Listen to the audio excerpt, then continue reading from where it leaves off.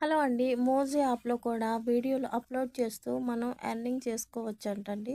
నిజంగా నాకు తెలీదు. మోజ్ వీడియోలో నార్మల్‌గానే నేను వీడియోలు అప్‌లోడ్ చేసేదాన్ని. అసలు అమౌంట్ వస్తుందని, మానిటైజేషన్ మోజ్‌లో కూడా అవుతుందని నాకు అస్సలు తెలీదండి. మొన్న ఆహ్, ఒక వారం రోజుల క్రితం లైవ్ ఆప్షన్ వచ్చింది. 3 రోజులు లైవ్ చేశానండి. తర్వాత ఆఫ్ చేశాను.